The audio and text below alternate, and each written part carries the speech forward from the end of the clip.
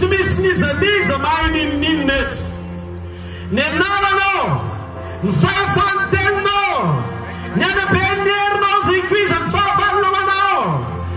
Osoa zay amin'ny alalan'ny herin'ny teninao miasa amin'ny fahefana toy zay nitranga tao amin'ny bokin'ny Genesis ataky zay naseho teto tany tamin'ny endrika ho tonga nofo. Halleluja! Mitenena fa miananao zay amin'ny anaran'i Jesosy avy amin'ny Nazareta. Amen. Tiago mapelana naman. Basa uterana tu. Halleluja. Halleluja. Hey. Resta kekele. Nisaya tuk faenna mefapolo. Isaya tuk faenna mefapolo. Manomboka amin'ny andino fasivya. Halleluja. Ka tamin'ny andino fafolo. Zao lazainy Jehovah Andriamanitry ny Israely. Lay velona mandrakizay satopo sy manapaka ny zavatra rehetra. Tsarovo ny zavatra taloha zay efa lasa ela. Fa izao no Andriamanitra ka tsy misy hafa. Izao no Andriamanitra ka tsy misy taka. Hoy izy. Zay manambara ny farany hatramin'ny voalohany. Ary manambara hatramin'ny ela zay mbola tsy natao akory. Dia ilay manao hoe utun fikasako arefakyo ny sitrapoko rehetra. Una kama pewaterna damans. Halleluja. Halleluja. Izara anakruet ny fanambaram-pahamarinana amin'ny zavatra zay ny tenin'Andriamanitra. Artiky sokatra ny sainao andro any arivo mikasika ny zavatra hitranga eto sy ny zavatra ho ataon'Andriamanitra eto rehefa tapitra ty tenin'Andriamanitra ty.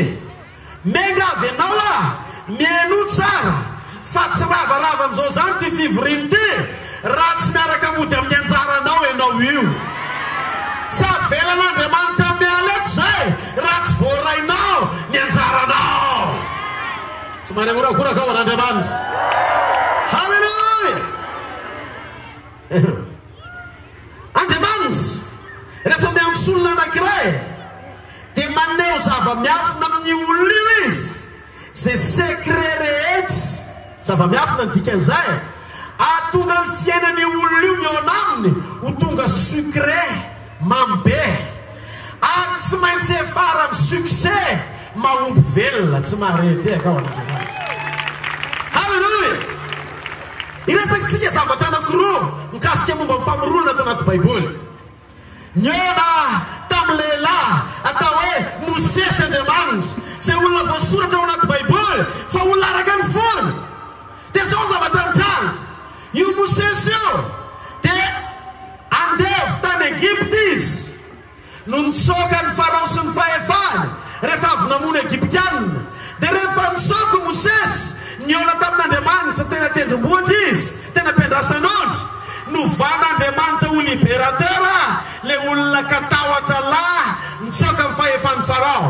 Dia ozy Andriamanitra aoriny fiainako aminao tsy maintsy miova ny tantananao. Eo amin'ny toerana ifanenan'ny olona anankiray amin'ny Andriamanitra sy ny tontolony no anovan'Andriamanitra ny tantaram-piainan'ny ray manontolo.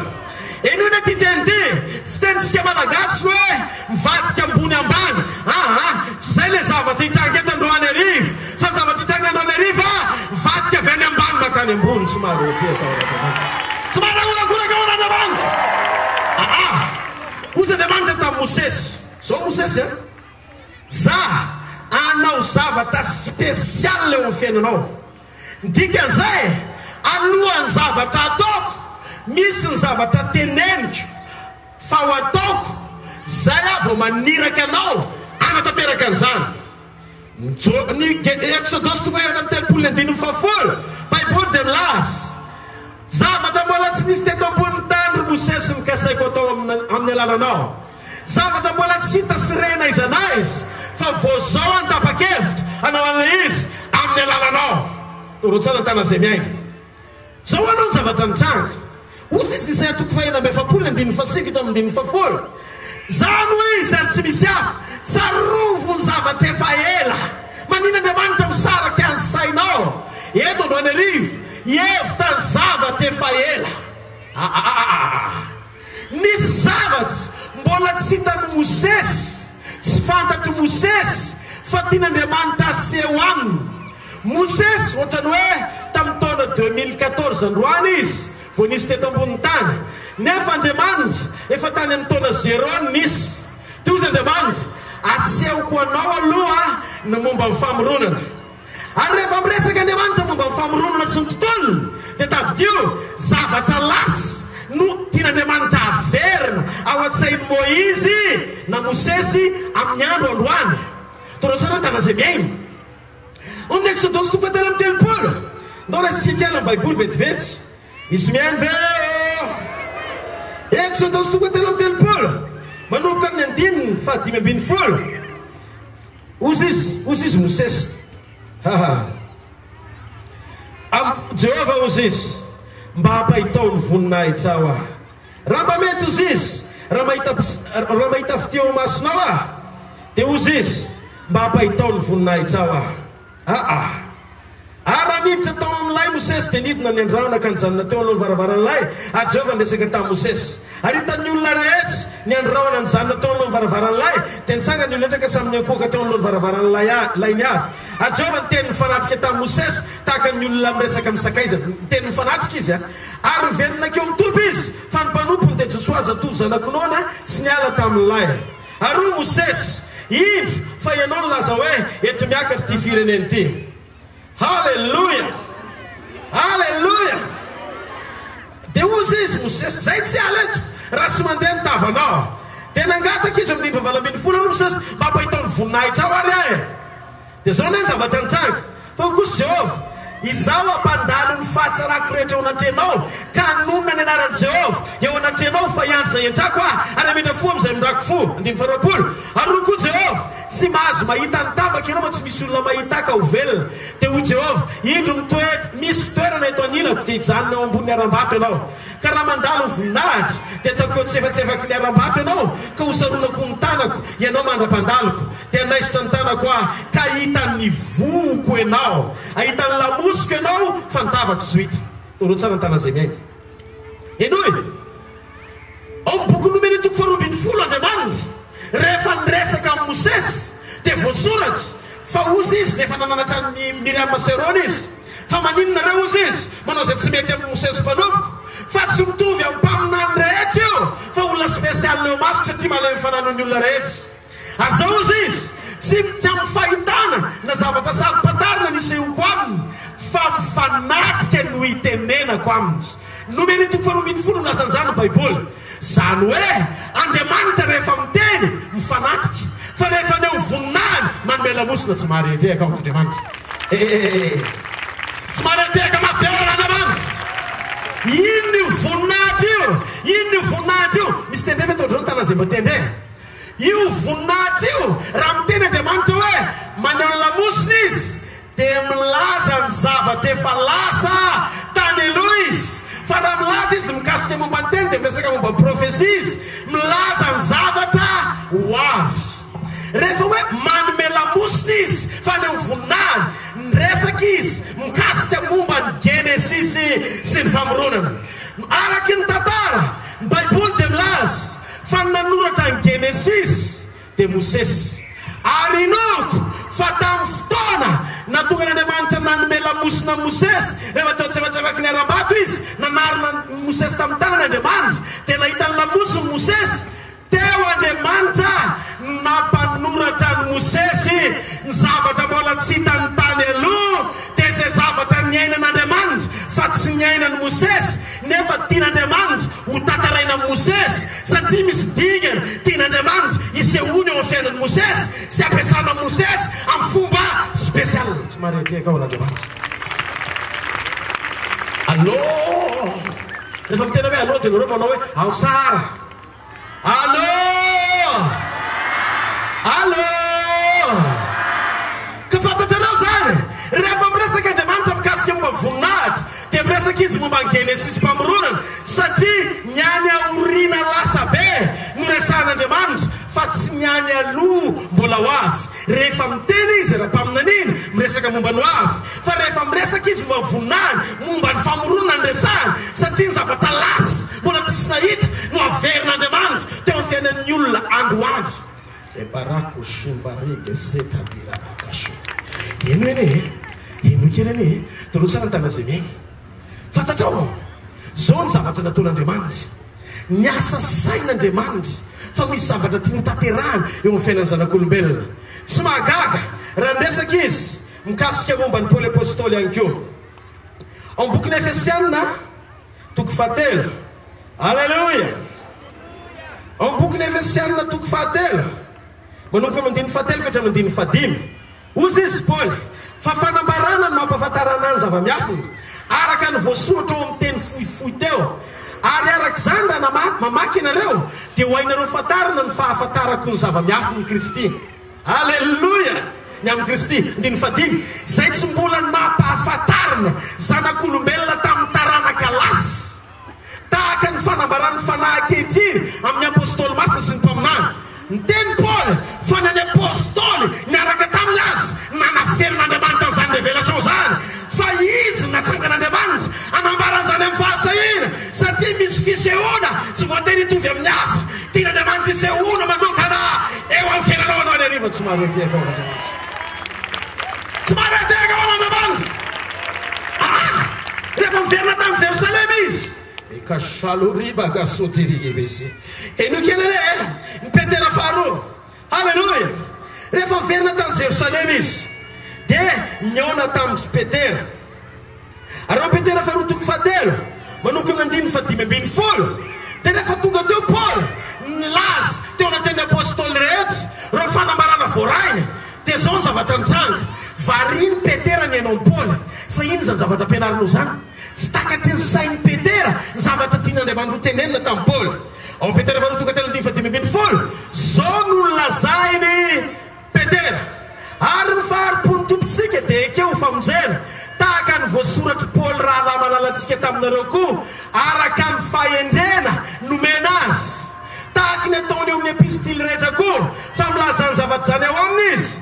Ary amin'ireo dia misy zavatra saro-patarina zay aolan'ny olona kely fahalalana sady tsy miorona tsara, tahaka ny anaovan'ny teny sasany amin'ny soratra masina koa ka mahatonga fahavenezana ho an'ny tenany. Hitanareo lazy Petera fa misy fanambarana ny lalina tsy voatery ho fantatry ny apôstôly rehetra fa tian'Andriamanitra isehoana amin'ny alalan'ny Paoly natonga avy natsangan'Andriamanitra ho apôstôly ny finoana anatanteraka izay asa tian'Andriamanitra hampanaovina azy.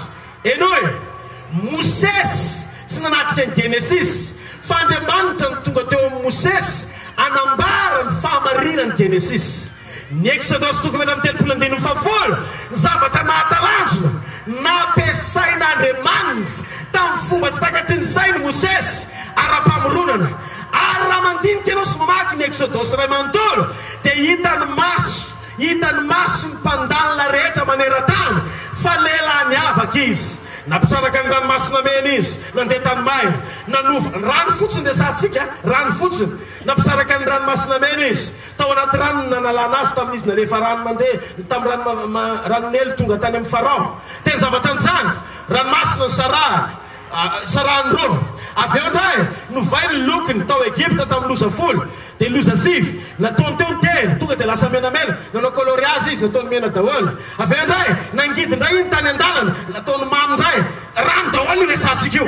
Zany hoe rano fotsiny efa voafeta teraka ny momba zany satria matoa Andriamanitra naneo tamin'ny Mosesy ny mahampamorona azy. Vonin'Andriamanitra nijoro amin'ny fiainan'ny Mosesy hampanao azy aza famoronana. Andriamanitra tsy miteny zavatra tsy ho ataony ary izy ihany matsiaro ara-potoana sy zavatra nolazainy. Vonin'izy an'izay mino anatanteraka an'izany toronao anao any arivo. Alleluia. Alleluia. Alleluia.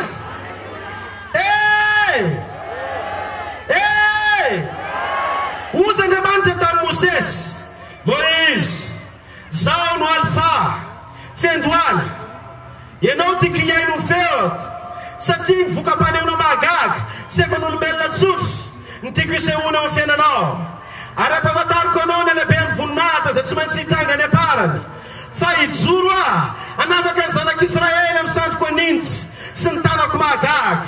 Zareo fa Andriamanitra dia tsy nampanoratra fotsiny ny Genesis fa naneho hita-maso izy ny amin'ny vanim-potoana amin'ny fandiby Andriamanitra ny famoronana azy. Ohatsy, rehefa voasoratra fa tsy natao ho faty ny olona any amin'ny Genesis toko voalohany dia voasoratra ao amin'ny Genesis toko voalohany fa tsy natao ho faty ny olona fa tahaka ny endrik'Andriamanitra rehefa nanao fanekena teo amin'ny nofo Andriamanitra. Dia ty nofo ty talohany nanontany tsy nofo natao ho faty fa nofo natao tsy andova fahafatesana mandrakizay. Torao tsara ny tanan'izay miaina. Dia zao rehefa nandeha io Genesis io ka nanoratra Mosesy dia be no ny teny hoe angano. Ny angano zany dia tadidio zavatra mahafinaritra ny sofina fa tsy misy. Fa ny Genesis zavatra nisy fa tsy natrehan'i Mosesy. Dia le Andriamanitra nampisy ny Genesis tao mpamoronana no nilaza tamin'i Mosesy hoe soraty sao fa zao no zavatra nitranga tany aloha. Dia zay nareo hoe nisy porofo io taty aoriana rehefa tonga Enoka. Dia zao tsy nandalo fahafatesana izy rehefa nakasitrahan'Andriamanitra fa niakatra velona nafina velona ho any an-danitra. Nisy porofo io Elipa aminany taty aoriana be. Ny masony Elisa mihitsy nanatrika azy nentiny kalesy afo velona niakatra sy nafindra ho any amin'ny toerany lanitra. Azata hiteny aminao fa ny Genesis dia boky marina ary tanteraka nampanoratan'ilay velona mandrakizay mba atao inon'ny olona amin'ny andro farany fa te hiverina le Andriamanitra mamantatra ny farany hatramin'ny voalohany. Ary io farany hatramin'ny voalohany io zao vanim-potoana farany zao manomboka mitodika manome lamosina antsika Andriamanitra hiverina any amin'ilay tena maha-izy azy satria te hijoro atao tany izy anamarina sanaprofo amin'ny nofo rehetra fa velona mpanafitra anao, velona mpamorona anao, tsy anarana mandrakizay izy ary anao ny ariva anjaranao zao somary eteka. Halleluja! Halleluja! Halleluja! Andriamanitra rehefa miteny dia matsiaro ny zavatra lazay. Izy sy mifidy olona ho tenenana. Avy amin'ny Jeremia sasakely amin'ny Jeremia toko voalohany 5:5. Izy rehefa miresaka amin'ny Jeremia. Jeremia, fonom-bolana tany an-kiboneny nefa fantatra. Fonom-bolana tsy nitorotoroana tao an-kiboneny nefa hitako. Dia zao manendry anao ho mpaminany amin'ny firenena. Anongotra, andrava, androdana, amboly, anorona. Sisy Jeremia, ino zany zavatra satria mbola zaza. Tozy izy, indrisy Jehova Tompo, mbola zaza. Ino tonga zay tena indrisy? Mbola tsy vonona. Mbola tsy vonona no ampiasaina. Dia ozy izy Andriamanitra, rovina izy vao vonona. Andriamanitra zany tsy manao zavatra eo amin'ny fiainan'ny olona tsy vonona. Torao tsara ny tanan'izay miaina. Zany ny antony ty toroteny ty ty toroteny ty hanomanana ny fonao fa anao zavatra goavana eo amin'ny fiainanao Andriamanitra. Ary rehefa miteny izy dia ho ataony tokoa. Ary izy sa mampamantena poakaty zany. Fa rehefa miteny izy ho ataony zay zavatra nitaroginy.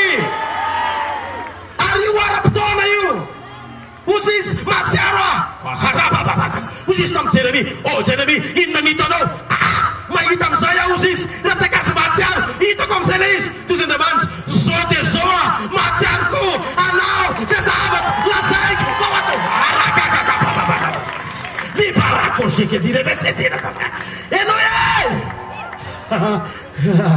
Enoi rehefa miteny izy ka hitanao zay lazainy dia amin'ny fotoana hitanao ny rendez-vous anatanterahana le izy. Raha zao ianao no mahita fa ho afaka ianao no anarivo. Raha zao ianao no mahita fa ho sidina le aretina. Raha zao ianao no mahita fa afaka nitsangana eo androany dia anao any any ratsy ny anjarana. Mareterika ao an'Andriamanitra.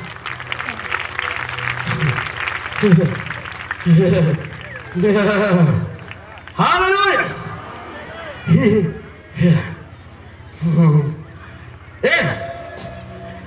Ao amin'ny Genesis toko fahatelo izy rehefa nivadika ny olombelona dia zao zavatra nitranga. Testa be izy dia nanosona. Ozy izy tamin'ilay menarana. Ry menarana, manomboka zao kibonao no andehananao. Zany hoe taloha zany menarana talohany io nisy tongotra fa nanjavy nabo ny tongony rehefa ny ten'Andriamanitra hoe tsy manana tongotra tsony fa kibo ny andehanana teo aloha nanjavona ny tongotra nandeha kibo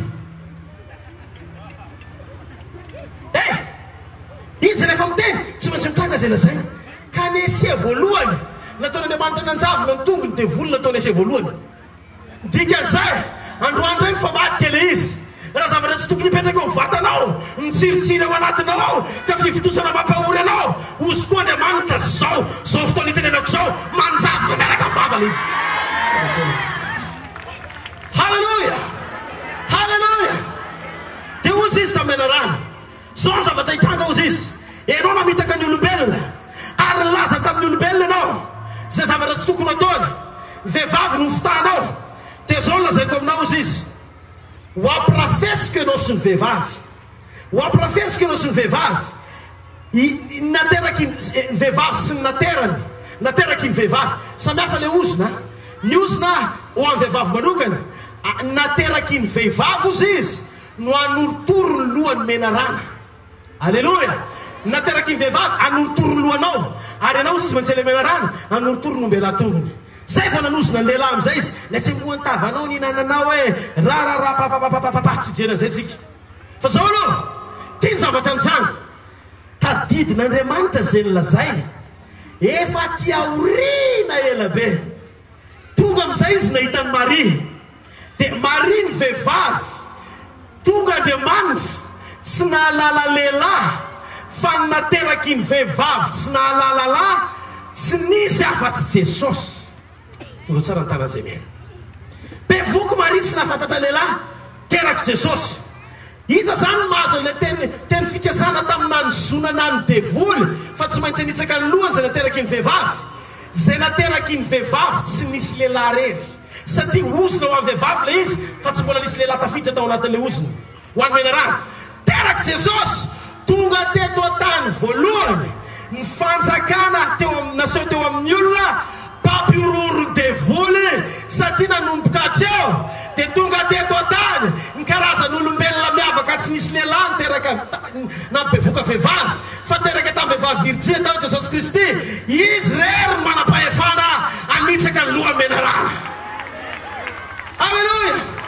nitomany ny devoly voatongo Jesosy satria tsy maintsy horavy izy fa vohitsaka ny lohany taty aoriana Jesosy tsy niteraka tsy nanambady izy dia hoe tsy niterako tsisy olona zany tsy nalala ota mihitsy izy fa niaina tamin'ny fahadiovana izy teto an-tany tsy voakasiky ny fahotana zany izy masina izy ary mandrakizay ny fahamasinana ny zavatra nitranga dia tsotra zao ny zavatra niseho zay rehetra nandray azy lasa natsangan'Andriamanitra ho tonga zanany tamin'ny alalany hitanareo raha niteraka izy dia voafetra ny fahefana fa soa tsy niteraka ranofo izy tsy nanatarana karanofo izy sady tsy nalala ota fa zao ara-panahy zay nandray azy dia natsangan'Andriamanitra fantatrao ve natongavany teto an-tany Josefa ne tsy dada niteraka azy fa dada nitaiza azy tena tia azy satria rehefa nandeha izy tamin'ny faharoa ambin'ny folo taonany very tao an-tanàna Josefa mihitsy mipenipenina nakaiza ny zanako nefa tsy naterany fa natsangany dia hitan'Andriamanitra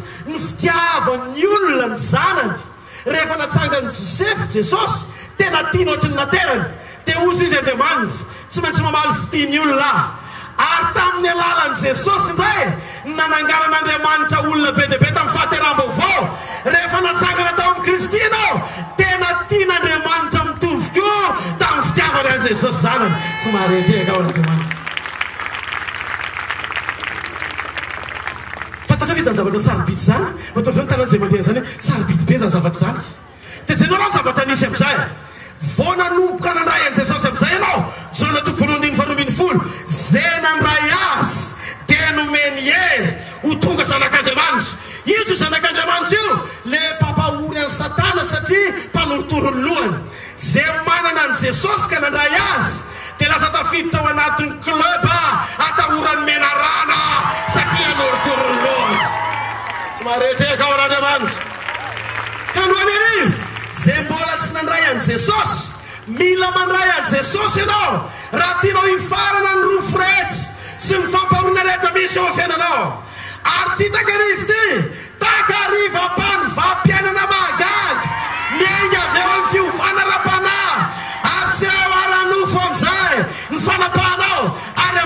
ny tenenako zao efa misy menarana amin'ny foroto satria fatany anjoazy zao. Halleluja, halleluja.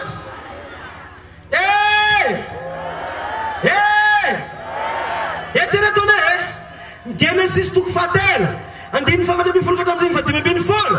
Andriamanitra no niteneny io na tena behivavy na hitsaka ny lohanao izy tamin'ny menarana. Tam'izay izy no efa nisaina fa isy vehivavy bevoka tsy misy lehilahy atao hoe Maria hitondra Jesosy eto tany. Ao amin'ny Isaia toko fafito andiny fahafatambin'ny folo mbola nasaina aminany indray Isaia hikonfirme ny zavatra nisy tao amin'ny Genesis fa hitrangy io zavatra io fa ny Virginy hiteraka zazalahy. Ao amin'ny Maty toko voalohany ny andiny faraky amin'ny roapolo tingana ny andiny fahatelo amin'ny roapolo tonga teto tany soma tsara Jesosy midika fa amitsika Andriamanitra Emmanuel tsy mareteka ao an'Andriamanitra. Alleluja, alleluja. Dia zao zavatra nitsanga rehefa tonga amin'izay Jesosy tena normal be raha nilaza Jesosy fa ny zavatra rehetra dia ain'Andriamanitra atao. Zao amin'izay tamin'ny Jesosy mbola zaza dia nandeha ohatry ny zaza, ohatra ny zaza rehetra. Na dia tao hoe nafantatra dia ndesaka tamin'ny mamany izy. I mama, ahoana? Ianao tsy niaraka tamin'ny papa rehefa niteraka anahy. Dia ozy izy mamany, zany Virginy dia ianao ny zanaka tato akiboko nataon'Andriamanitra tato ary misy mazava ny teny hoe io ny zanako lato ianao hiteraka zazalahy ary ny anarany atao hoe Jesosy na ny anaranao zany dia nomeny le antsely zany. Dia lasa izy nandeha dia meme dia nanomboka namaky baiboly Jesosy dia hitany tao amin'ny Genesis, hitany koa ny ao amin'ny Isaia toko fafito andiny fahafatambin'ny folo ary ny Virginy dia hiteraka zazalahy. Niasa ny saina nandeha tao amin'ilay namandreo atao varaka tanàna ono aza lahy nanareo hoe mba misy olona ao aminareo niteraka ny mamanareo hoe sambola nalalalahy o. Zay tia miretirety ny ray aia koa nisy olona tsy miteraka hoe vehivavy tsy alala lehilahy dia hoe tsy hiteraka zany fa tsisy an'izany asa manafafa mamenatra raha miteraka tsy manapahatra zany atao ohatrany hoe nijangajanga fa tsy maintsy misy lehilahy vao miteraka. Taika be Jesosy tsy izy zany nandeha izy tamin'ny tanàna anankiray tsisy mitety tanàna manontolo izy tsy nisy nanomboka tonga saina izy nanaraka ny profesia sy ny faminaniana momba an'io zaza teraka tamina vehivavy Virginy sy nalalalahy io. Dia nanomboka teo amin'izay ny tombo ny taonany ny tombo ny fahalalany ny tombo ny fahendreny. Tonga ny taona fahatelopolo amin'izay no entin'ny fanatanany hevitra izy rehefa feno teny ary zao ny zavatra nitranga verina amin'izay izy nahalala ny momba azy verina tao amin'ny sinagoga izy nilasa ato amiko ny fanahin'i Jehovah naniraka izy hiteny hotoroteny sy mahavaly amin'ny malahelo anafaka ny zamba ampandeny marenina ampandeny malemy anafaka ny apahory sy mareteka ao an'Andriamanitra. Alleluja. Ka tsika tsy mandray fahagagana tsisy teny zany tsy maintsy voarainao ny teny ianao fa afaka andray fahagagana ianao inona ny zaray koa raha tsy azonao ny zavatra tenena. Halleluja, halleluja, halleluja. Misy meny ve dia zao ny zavatra nitsanga rehefa miaina an'Andriamanitra ianao dia tsy natao anakatra ny zavatra lazay. Androany arivo miangavy ianao aza takarina amin'ny saina sy zavatra lazaiko. Inoina izy fa fahamarinana natao hitranga amin'ny fo no inona azahoana fahamarinana amin'ny vavy no hitenenana azahoana famonjena. Zavatra tsy vitan'olona ny zavatra ho ataon'Andriamanitra eto dikan'izay raha eo ianao isaitsaina very amin'ny katesizy very hevitra taona tsara nytana zay miaina fa ny zavatra zaraina eto fonao mandray an'ilay izy zany tia fahamarinana natao anahy zany raisy fotsiny fa ny sainao ao amin'ny saina mitoetra amin'ny fanantenana. Tesalonina voalohany toko fadimy ny andiny favalo ao amin'ny saina ozy izy no mitoetra amin'ny fanantenana amin'ny fierovan-doha ao amin'ny saina rehefa mambabo anao miteny dia manokatra ny sainao anatena fa possible ny kanao. Ary androany arivo raha vao mietsika eo ny sainao ka avoziny le teny amin'izay dia hozy izy Paul miovà ny fanavozana ny saina ahafantaranao ny sitrapon'Andriamanitra. Rehefa tonga le sitrapo miavao ny sainao tsy azo sakanana ny délivrance satria hozy izy Andriamanitra. Zao ny lazain'Andriamanitra taonao tsara tana izay miaina. Hozy izy efa nanome anareo vava saina zay tsy azo ny fahavalonareo resena natoerina mandrakizay. Ny fahefany devoly dia tsy afaka naninina ao fiainanao tsony izy raha tsy ianao no miteny manome lalana azy ary misaina ao anatin'ny tahotra atonga azy anao amin'ny fiainanao. Atreo sisa ny fahefany fizy fa valo efa resy 2 taona lasa ary tsy afaka naninina tsony. Amanariva ny masosika hita hotazany potsiny forali de miracle tena spécial lambositra no ariva miala eto anao miaraka amin'izany fatakana zany mody ana tokantrano anao miaraka amin'ny fahafenony zany teny zany dia afa mafeon'Andriamanitra. Halleluja, halleluja. Misy miany ve? Nanao amin'izay tsika hiresaka inona ny zavatra nitranga tsarovy fa amin'ny fotoana tsy maintsy amin'ny fotoana dia tsy maintsy tanteraka avokoa zay rehetra ny tenenin'Andriamanitra na tsy takatry ny sainao azy. Maty toko 7:17 ny marika toko 9:1-3 ny marika toko 9:1-3 teto nahatratra amin'ny fananganana ny tenany tamaty ny herin'ny teniny. Ohatr'izao ny ataon'Andriamanitra miresaka ohatrandro anarivo Jesosy dia zao ny ataony amin'ny mpianana. Ianareo zany zao ohatrany hoe mpianatra miresaka aminy za tsy Kristy fa mpanompon'ny Kristy aho. Fa zao ny zavatra mitranga anao fanoharana ny amin'ny mpampianatra andro anarivo ho voninany. Alleluja. Hozy izy tao mpianany ho faty aho hozy izy ary rehefa afaka telona dia hitsangana mitokaka daholo ny olona rehetrarehetra le tsy mino zany e. Dia nisy nanao ohatran'izao tany anatin'ny olona tany nisy nanao an'izany efa tamin'izany e ka androany tsy vahiny amin'izany tsika. Amen. Fa le manao an'izay ihany rehefa avy eo iza teto nahita n'le raha matoa tsy nahita mihitsy ny masony tsy angano tana zay mino 10 taona raha matoa be io tsy nahita dia natao ese teto natao pasteur ano zao ny tanany firiny dimy dia ny anatolany misy manao hoe za tsy mirarano tsy miainanao fa miaino an'Andriamanitra. Alleluja. Taona tsara tana zay miaina zao ny zavatra mitranga ny rana ho eto ambositra ary tsy maintsy vita ny asako satria tiako ty faty ty ary tiako ny vahoaka eto ambositra. Ary loatra noho izany tian'le Jesosy naniraka anahy eto nareo rehetrarehetra tamin'ny rano saropity no ny fidianana anareo ary maty anareo izy mahitondra fiainana ho anareo raha izy Jesosy efa akaky ny feviny tsy mareteka ao an'Andriamanitra.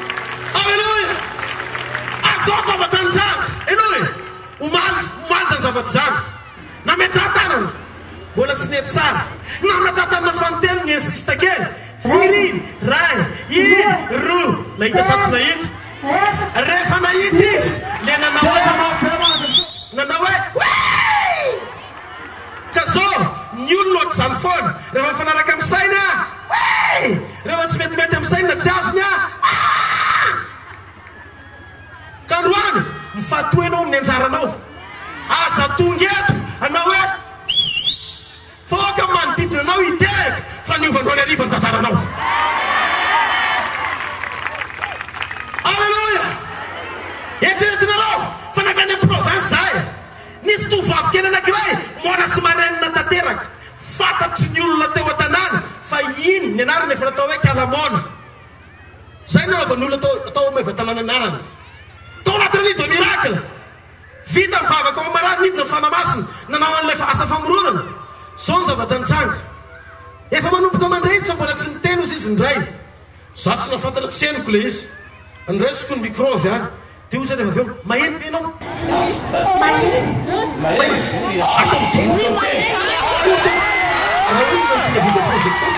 afaka nalefa teto zany vavolombelo zany zany ny nisy rally de miracle voalohany natao tany Maivatanana nisitika ny volamena tamin'io faritra io fa taoriny rally lehibe amin'ny faritra Maivatanana tamin'izany ny antso pastela nivoaka volamena pastela alors ka saban'Andriamanitra saban Jesosy niasa nanao zavatra lehibe tsy premerense amosta fa raha namalita Maivatanana izy namalita any amin'ny toeran'Andriamanana Madagasikara tiako mampanantenanao tsy andany fotsiny eto izy fa tiantsika rehetra mamitsika rehetra karakarainy ianao androany arivo amin'ny anaran'i Jesosy tsy manehorakoraka aman'Andriamanitra tsy manehorakoraka ny fanantenana azy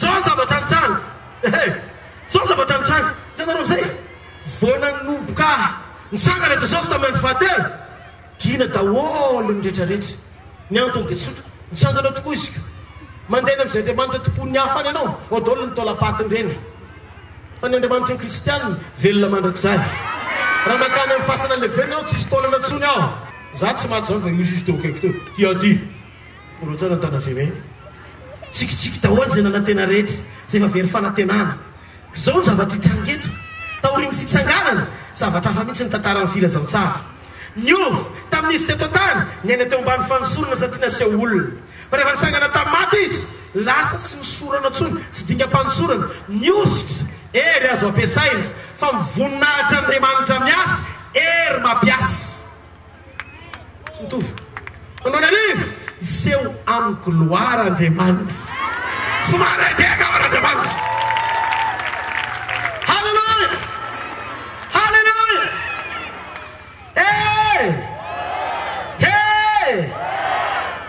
halleluja velona ny tenin'Andriamanitra zelona zay n'Andriamanitra rehetra nitsanga daholo zany no antony tsy maintsy iomanana tsara rehefa hiainy tenin'Andriamanitra ianao satria Andriamanitra rehefa miteny sy miasa ary mampiasa dia amin'ny alalan'ny fanahiny tsy latsa-danja amin'izay ny zavatra iseho fiainanao andro anariva amin'ny anaran'i Jesosy i Abrahama ohatra efa maty ny kibony Sara fa rehefa niteny Andriamanitra hoe hanananaka izy teraka soamantsara ihany Ezekiela dia tadio tsara nahita n'izany asa goavany zany Sadraka sy Mesaka sy Abednego ao amin'ny Daniel toko fahatelo zao ny zavatra nitranga ozy izy le Nebukadnezara mpanjaka zao ozy izy raha vao tsy miakohako amin'ny sary volamena be ohatra bafinona anao dia zao atsikoka anaty lafaoro dia ry zareo ke namaky ny boky n'Isaia toko telo amby efapolo andimy volo faharoa raha mitandrany ianao dia tsy hodobo raha mitany hafa ianao dia tsy homay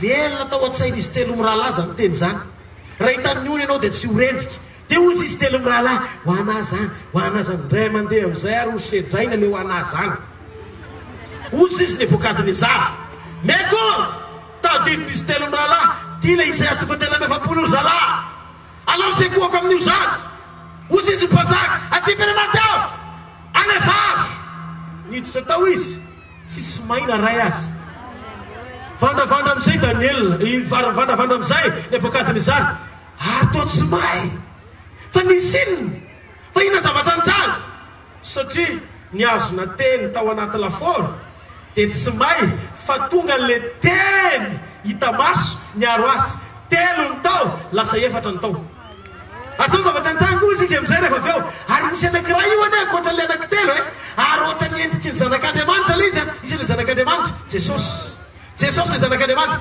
tao Jesosy niaro azy telo mirahalahy toro tsara ny tana zay miaina dia ozy izy amin'izay Sadraka Mesaka Abednego voa tao izy telo lahy no azo ny antsoina fa ny zavatra nahavariana tsy hitako anaty baiboly zanak'Andriamanitra kobana razy tsy vitany ataondreo tsy vitany ataondreo zao tsy vitany hoe avy reny fandroany tsy vitany zao ny zavatra nitranga toro tsara tana zay miaina izy telo lahy navoaka tao Sadraka Mesaka Abednego voa tao dia mivoaka izy telo lahy fa le zanak'Andriamanitra tsy niatsika tao fa maninona ny tsy natsony Nebukadnezara ary tsy sahana satria le zanak'Andriamanitra tsy tonga ho atsoina oatra nisy telo mirahalahy fa tonga hiantso azy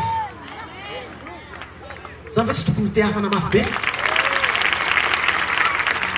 halleluja tonga hiantso any Nebukadnezara fa tsy ho atsoina Nebukadnezara Androany arivo ny famarina n'io teny io nahatratra amin'ny fiarovana olombelona tsy may eo anaty laforo.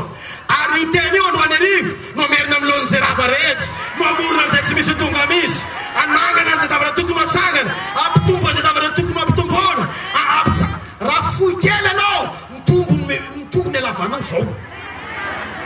Possible zany. Pourquoi pas? Halleluja! Halleluja! Halleluja! Halleluja! Tsy vitan'izany, Moïse nampahitan'Andriamanitra ny asa famoronana tamin'ny alalan'ny filalaovana voary.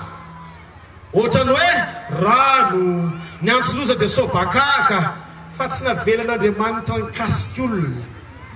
Ohatrany hoe namorona teo vatan'ny olona anankiray, Moïse tsy nahita hoe nisy taovan-tsiry tongotra ny olana elava, tsy hitan'ny Moïse zany. Fa ny Moïse, ny zavatra hitan'ny Moïse dia voary ny lalaovana fa tsy olona. Créature ny zavatra ny lalaovana fa ny zavatra hita maso, fa tsy navelan'Andriamanitra izy, tsy namen'Andriamanitra fahefana izy tamin'ny famporan'olombelona. Fa misy ato anaty baiboly nanamarina ny Genesis fa tena tanteraka tokoa teo amin'ny fiainan'ny olombelona zany atao hoe faiza manao mahatalanjon'Andriamanitra zany manova tantara. Amen. Halleluja! Oh! Oh! Hey! Zao zavatra nitranga ozy Andriamanitra tamin'ny Ezekiel. Teo izy Ezekiel, Andriamanitra. Teo izy Andriamanitra tamin'ny Ezekiel, haneo zavatra aminao ary Ezekiel. Fa inona le izy? Ho asehoko anao ny famoronana olona tamin'ny Genesis toko voalohany Adama rery.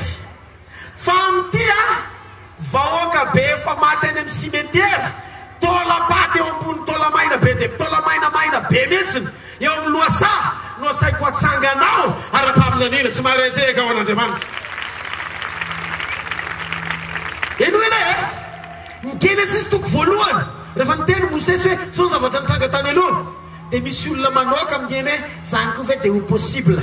Dia rehefa nijoro Mosesy hoe nanao an'izao Andriamanitra dia nisy zanak'Israely niteny hoe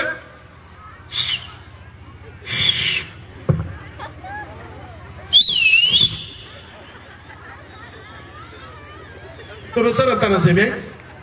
Fa zao zavatra nitranga Mosesy tamin'ny Ezekiel ho porofoko fa ny Genesis tsisy nahita ho ampahitako anao ary anao mihitsy no asaiko manao an'ilay izy hita maso. Ndona tsika hijery ny conversation na ny fomba ny fampiresahany Ezekiel tamin'Andriamanitra. Mba misy tendren'izay ve? Za tsy zaran'izay raha tsy miteteka anao mirakoraka ao an'Andriamanitra. Misy mafimafy kokoa noho zay ve? Mbola misy tsaratsara kokoa noho zay ve? Halleluja! Halleluja! Ezekiel toko fafito amin'ny telopolo manomboka amin'ny andino voalohany. Zao ny voasoratra: noentin'Andriamanitra izy tao amiko ny tanan'i Jehovah ary fanano ny tondrany Jehovah. Nivoaka dia napetrany teo amin'ny loasa feno tolamaina ary nitondrana andehandeha teny amin'ireo izy, ary indreo betsaka dia betsaka teny amin'ny loasa reo, ary indreo tena maina dia maina ireo.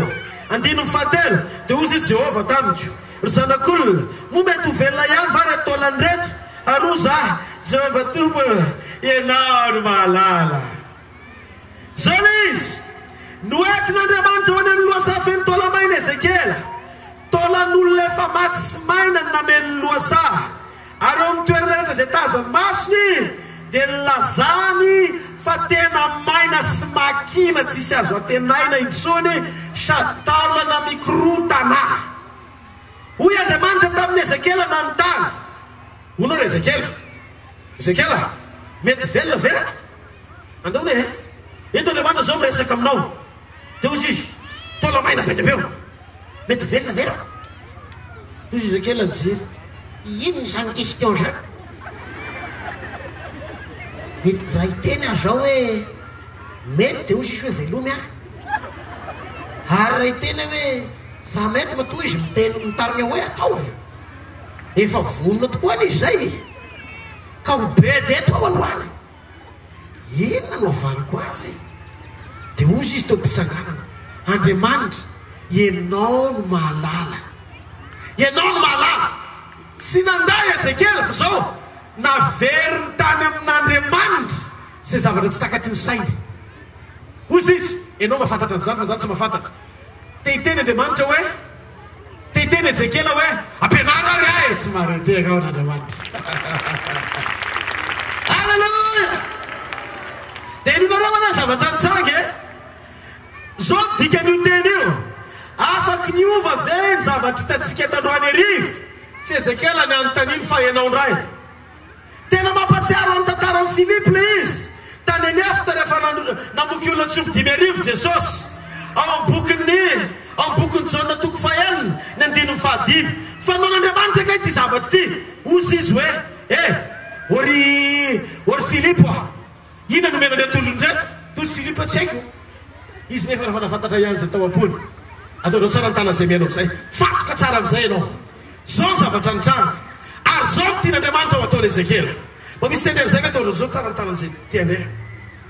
Mijery Ezekela ny zavatra hitany manodidina azy, dia ny teny tao asaina izy anakapo hoe tena ratsy reto, sarotra ny fanontaniana izany. Fa ozy Ezekela hoe, Jehovah Tompo, ianao no mahalala. Hoy Ezekela hoe, tena tsy haiko fa fahalalanao zany. Ianao no mahalala na afaky novely reo na tsy afaky novely. Midika hoe anao ny fanapahan-kevitra. Tianao velona dia mety, rehefa tsy tianao dia tsy mety. Zay ny tiany. Navery ny Ezekela tany amin'Andriamanitra ny fanapahan-kevitra. Nefa Andriamanitra no miresaka tamin'ny Ezekela hoe mety ve. Hitanao ve izy? Ozy Andriamanitra tamin'ny Ezekela, mazava tsara ny valiny. Ezekela, tsy aty amiko le izy, fa any aminao le izy. Mila manao zavatra ianao zao, ary ampianatra anao any amin'ireo taolamain'ireo, dia ho hitanao androany fa vely reo. Teto Ezekela tsy nandà, fa liny izy ny androso amin'io fahitana io, amin'io révélation vaovao io. Afa be mihitsy ty zavatra andraisan'Andriamanitra tamin'ity. Dia ozy Andriamanitra hoe, zao ny fanaovana azy Ezekela. Raisany amin'ny baibolinao dia ozy Andriamanitra tamin'ny Ezekela ao amin'ny andininy fahaefatra. Dia hoy ndray izy tamiko, mamina ny amin'ny taolan'ireo ka ataovy aminy hoe ry taolamaina ny hainoa ny teny Jehovah. Zao ny lazainy Jehovah Tompo amin'ireo taolan'ireo, ino asiako fofinainareo ka ho velona. Eny hoe le izy Andriamanitra niteny tamin'ny Ezekela amin'ny taolamaina hoe ry taolamaina mihainoa ny teny Jehovah. Zany ny antony teny androany arivo, mila mihaino ny teny Jehovah ianao, fa misy zavatra tsy mety mihaino anao, ohatry ny impossible zany hatramin'izay. Fa eto ianao mihaino ny teny Jehovah, miovy io. Tsy marateka ao an'Andriamanitra. Tsy tonga eto am-bositra hitondra ny teniko, fa ny rana hitondra hafatra avy any ambony. Ary zay famarina zay ny lazaiko, anaovan-tantara-penao Andriamanitra. Tsy marateka ao an'Andriamanitra. Tsy marateka mafimafy kokoa ho an'Andriamanitra. Mety misy zavatra tsy mety miainanao mihitsy, fa anio miainanao izy satria miteny Andriamanitra. Ezekela toko vita amin'ny telopolo andiny fahadimy. Ozy izy, zao ny lazainy Jehovah Tompo amin'ireo taolan'irety, ino ro asiako fofinainareo ka ho velona. Tena nampianatra ny Ezekela Andriamanitra ny amin'ny zavatra tokony ataony, anovany zava-misy manodidina azy ara-paminaniana. Natoro amin'ny antsipriany mihitsy hoe inona ny tokony ho tenenina rehefa miteny ara-paminaniana. Andininy fahaenina. Ozy izy, ary nisikozatra ianareo, ka mpaniriky nofinareo, hosarona koditra ianareo, asiako fofinainareo ka ho velona, ka dia ho fantatrareo fa izaho ny Jehovah. Ary hitany Ezekela fa rehefa naminany izy, dia nanomboka nisy zavatra nitranga amin'izay. Nanao faminaniana arak'izay ny tenen'Andriamanitra izy, mifanandrify amin'izay zavatra nasain'Andriamanitra nataony. Androany arivo, aza manao zay zavatra tianao atao. Raha ny programanao no andrasana, tsy tonga teto ianao fa tany an-trano dia vita. Fa matotonga eto ianao, iaino an'izany fanambarana zany, anao zay zavatra asain'Andriamanitra ataonao. Rehefa miteny ny fanamasina hoe tsongoy sofina marenina, dia tsingoy fotsiny fa mipoaka io dia maheno. Rehefa miteny izy hoe mitsangatsangana ho amin'ny malemy dia aza mieritreritra hoe mbola malemy mitsangana teo dia mandehana fa mety. Hitanao ilay izy mifanaraka mifanandrify amin'ny zavatra lazain'Andriamanitra, ny zavatra ataon'Andriamanitra. Halleluja! Misy mihaino veo alohan'ny amaranako azy alohan'ny arivo tika ianao hiteraka mafy amin'ny tompo aloha. Amen. Zay andiny fafito dia naminany arak'izay nadidiny anono efa naminany tenjany misy feo ary nietsiketsika ireo sady mifanantona ny taolana samy nanantona ny taolana namany avy. Enoiny vao niteny Andriamanitra tamin'ny Ezekela taolana lasa nanatsaina. Enoe miasa saina amin'ny problème rehefa miteny Andriamanitra. Mahatonga anao miasa saina satria mbola tsy niteny Andriamanitra. Fa rehefa miteny Andriamanitra esorin'Andriamanitra ao anatinao fiasan-tsaina fa ny taolamaina ny lasa miasa saina mifanantona amin'izay tokony ataony. Ny restauration tsy ianao no miketrika fa Andriamanitra, ianao mibaiko fa Andriamanitra no miketrika mampiketrika ny olana hiverina ny vahaolana. Tolosana ny tana izay miaiko. Enoiny inona moa ny dikany teny hoe vahaolana amin'ny teny malagasy? Dikany hoe vahaolana mipitsoka ny olana mivaha. Enoiny mahatonga ny olana tsy mivaha ianao no mivaha. Mivaha ao anaty olana ianao fa ny hoany arivo ho averina normalina tsara ny sainao dia tsy mivaha ny sainao fa ny olana no mitapisaonina ny hoany arivo miala ao afiaranao ny anarana Jesosy. Tsy mare onakoraka ao an'Andriamanitra, tsy mare onakoraka avy ato avy ary alleluia. Enoiny korotana be tao le taolana, korotana tao, korotana le taolana, korotana. Rehefa korotana tao le taolana ozy amin'izay izy mifanatona daholo nareo mitsirino dia zao ny asa saina le taolana tonga dia tsy mifandipatra ny taolan'ny Nicolas, taolan'ny tsy haiko izy ohatra hoe ny taolan'ny tsy fantatra izy anarale olona tao amin'ilay loasa tao. Fa zao ny taolan'ilay anankiray dia tany dia mety nietreritra ianao dia hoana zany rehefa ho avy Jesosy amin'ireny mpangalatra taolapaty ireny efa rety nisonitrana atao ranomena aby ny sasany. Aza miasa saina amin'izany mpangalatra ho adinina amin'izay nangalariny fa naiza misy an'iny taolana iny raha molécule ilay izy ho avadika Andriamanitra taolana normal rehefa tonga tsy maintsy miverina any amin'ny tompony iny rehefa ho avy Jesosy. Aza miasa saina amin'izany. Zany tsy andehanana mandeha any amin'ny faty hitadiavana fahasoavana fa raha afaka niaro ny tenany izy mpangalatra taolapaty aloha ny tonga dia isamborony maty tao.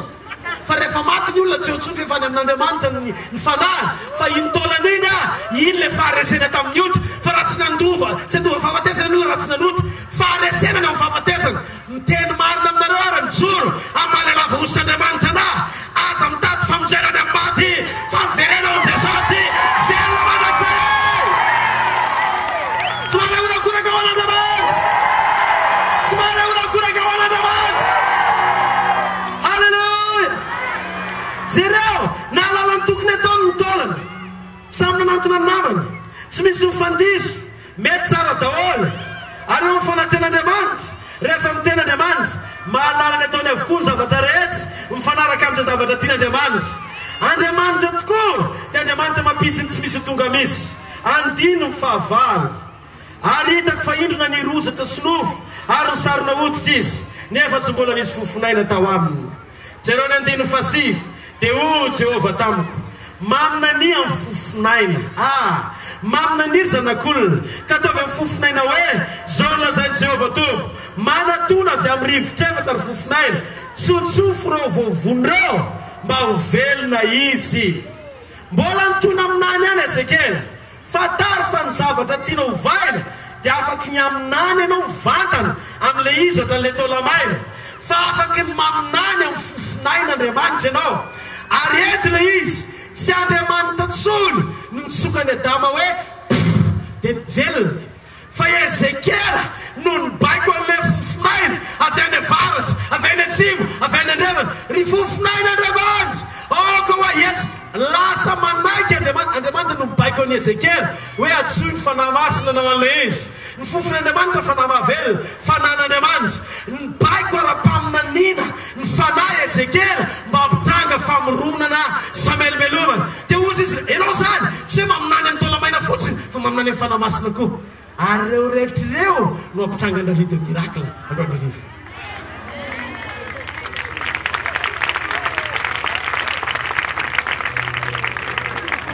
Mafimafy an'Andriamanitra. Sisy mafimafy tokony izany ve? Halleluja! Maninona ny zavatra mitsanga? Fa manina Andriamanitra ny tsy tonga dia nanao an'ilay izy tsony. Ozy izy ny bokony Halleluja! Ozy izy ny bokony Salamo 5:1. Ayayayayayaya. Salamo 5:1 amaranako azy. Ny 5:4.